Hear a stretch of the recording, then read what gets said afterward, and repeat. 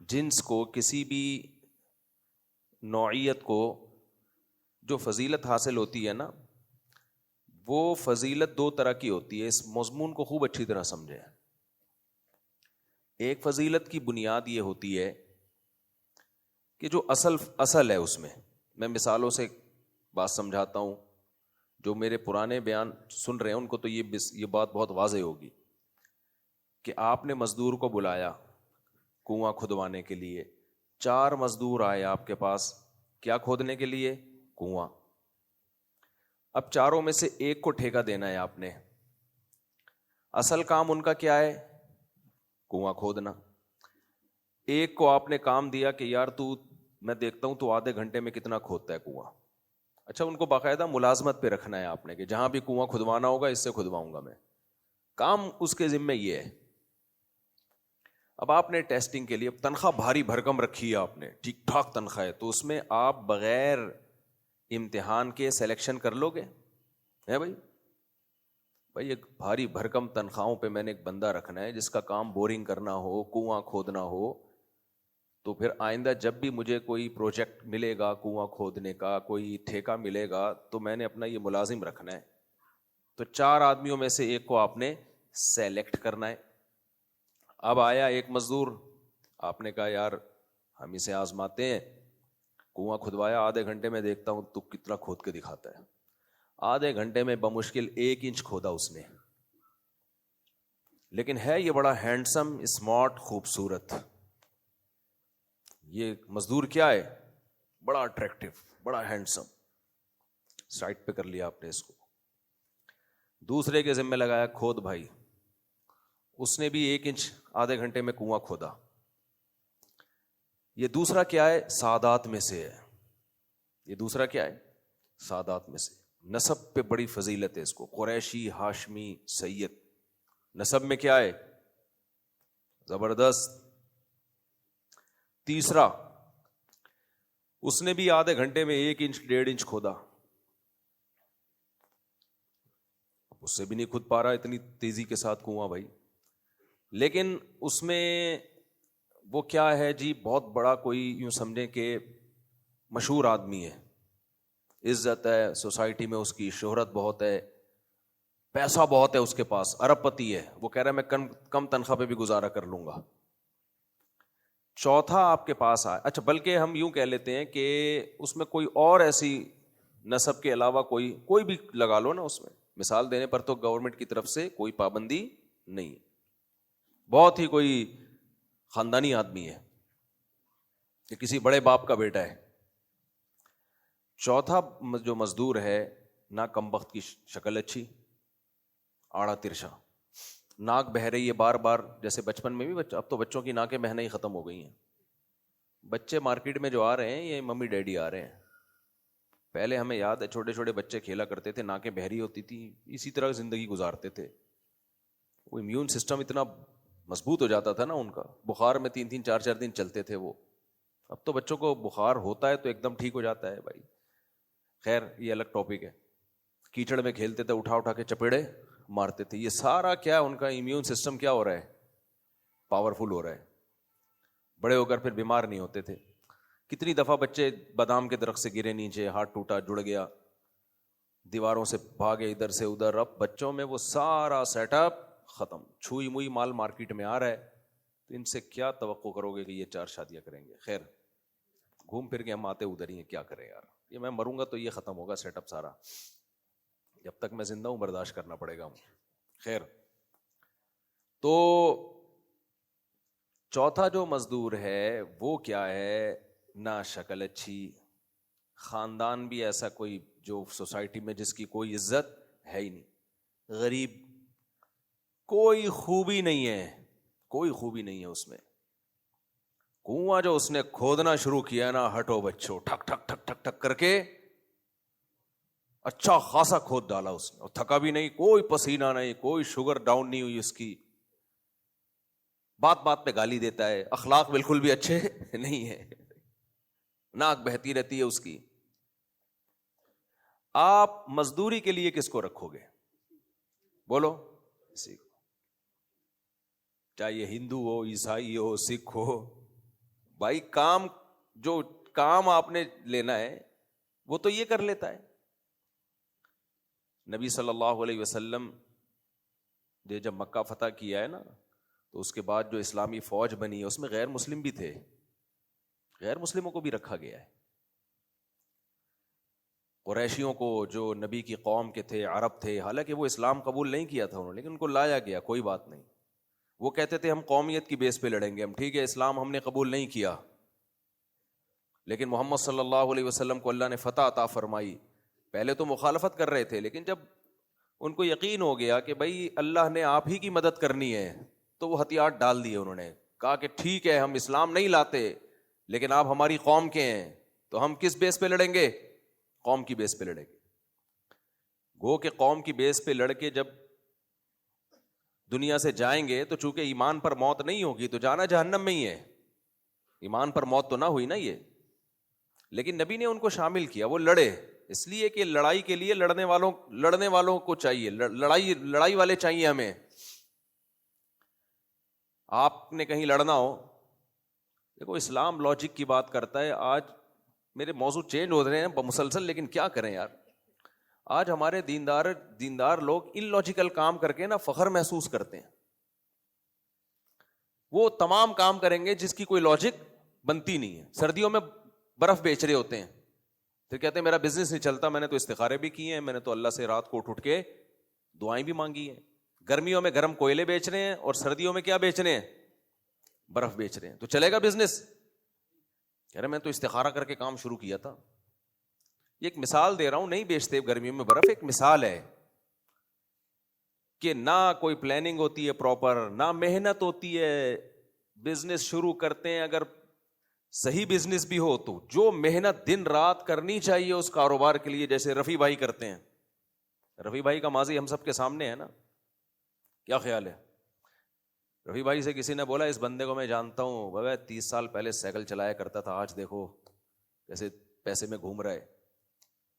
30 سال پہلے کیا چلاتا تھا یہ سائیکل, طنز مارا نا.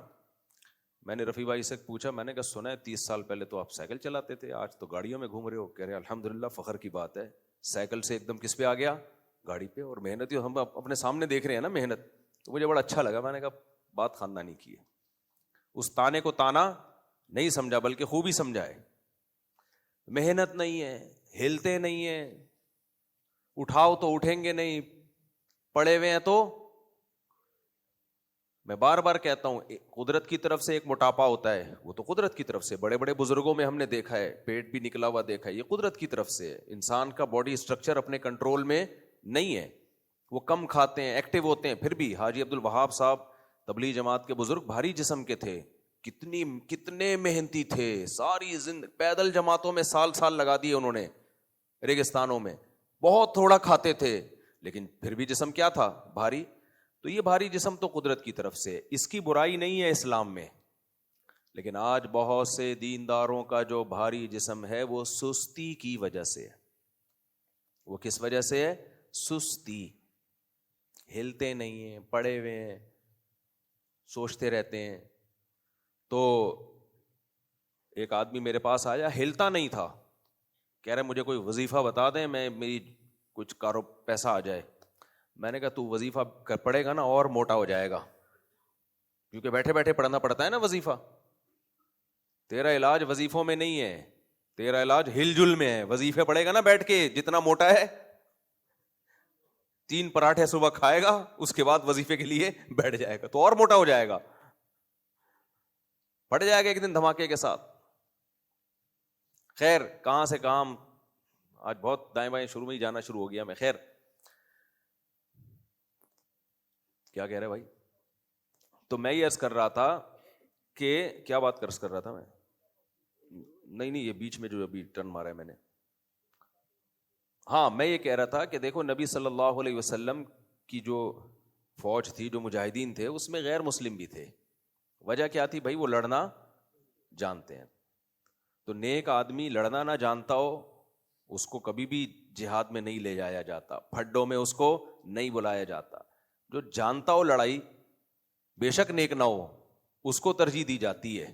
ہاں نیک بھی ہو, لڑاکا بھی ہو, پھر سبحان اللہ. تو اس لیے ہمیشہ کام اس کے اہل سے لیا جاتا ہے، اور یہی زندگی میں اصول بنا لینا چاہیے کہ جو جس کی فیلڈ ہے وہی اس کا ایکسپرٹ. دین کے علم میں علماء ایکسپرٹ ہوتے ہیں، تو دین کے علم انہی سے لیا جائے گا. میڈیکل سائنس میں کون ایکسپرٹ ہوتے ہیں؟ ڈاکٹر. ایک ڈاکٹر 2 نمبر ہے تو 1 نمبر تلاش کر لو. یہ نہیں ہوگا کہ جو یوٹیوبر آپ کو میڈیکل ٹوٹکے بتا رہے ہیں اور ہر تھوڑے دن میں کسی کا چینل بنا ہوا ہے اور وہ بیٹھ کے پھینکتا جا رہا ہے اور آپ بیٹھ کے لپیٹتے جا رہے ہو. یہ ڈاکٹر سارے کیوں ہیں بھائی؟ ایک بیماری ہماری سوسائٹی میں یہ بھی ہے، ڈاکٹر آج کل کسی کو کوئی میڈیسن لکھ کے دیتا ہے، وہ یوٹیوب پہ لکھ کے ڈال دیتا ہے کہ کیا ہے یہ، یوٹیوب پہ آ رہا ہو تو اس میں یہ ہے، اس میں فلانا ہے، اس میں ڈمکانا ہے. او بھائی یہ نہیں دیکھا کرو، ڈاکٹر پہ اعتماد ہے تو دوا لو، ورنہ جاؤ نہیں اس کے پاس. اور جب اس نے کوئی دوا دے دی ہے تو یوٹیوب پہ ڈال کے سرچ کرنے کی کوشش مت کرو. ایک پہلو آ رہا ہوتا ہے یوٹیوب پہ اس میڈیسن کا. ہمارے جاننے والوں میں ایک صاحب کے اوپر کی کھوپڑی آؤٹ ہو گئی تو وہ جانے لگے عاملوں کے پاس. مجھے پتا تھا ان کی سیٹنگ اوپر کی آؤٹ ہوئی ہے، عاملوں کے پاس جائیں گے تو زندگی کا ان کا بیڑا غرق کر دے گا عامل. جن چڑیل بھوت کے کیس بنا دے گا ان کے اوپر، اور پھر ان پہ بھی ان کی بھی سیٹنگ آؤٹ ہوگی. تھوڑے دن میں ان کے ابا کی سیٹنگ آؤٹ ہوگی، پھر ان کی بیگم کی سیٹنگ آؤٹ ہوگی، پھر آہستہ آہستہ پورا خاندان. چلو پورا خاندان اس نسل میں برباد ہو جاتا نا تو بھی غنیمت تھی، قیامت تک نسلوں میں برباد. آپ دیکھ لو یہ نسل در نسل چڑیل بھوت والے نسل در نسل چلتے ہیں. ان کی ابا پہ بھی آیا کرتا تھا، ان کی ممانی پہ بھی چڑیل ہے، ان کی پھپھو بھی آئی بھی تھی، ان پہ بھی کچھ ہوا ہوا ہے. یہی چلتا ہے پھر. اچھا میں بار بار کہتا ہوں جب میں عاملوں کے خلاف بولتا ہوں دیوبندی عاملوں کے خلاف بول رہا ہوتا ہوں، یہ ذہن میں رکھنا. 1 نمبر جو سمجھے جاتے ہیں ان کے خلاف بول رہا ہوتا ہوں، کیونکہ فوراً میرا بیان لے جاتے ہیں 2 نمبر عاملوں پہ. 2 نمبر تو 2 نمبر ہیں بھائی، 1 نمبر کی بات کر رہے ہیں. خیر تو میں مانتا ہی نہیں اس کو. بعض علماء مجھے کہتے ہیں بہت متشدد ہے اس میں. بھائی صاحب آپ بھگتو گے تو پتہ چلے گا. صحیح ہے، بھگتو گے تو پتہ چلے گا. یہ کوئی علم نہیں ہے، اور اس کو کہتے ہیں علوم.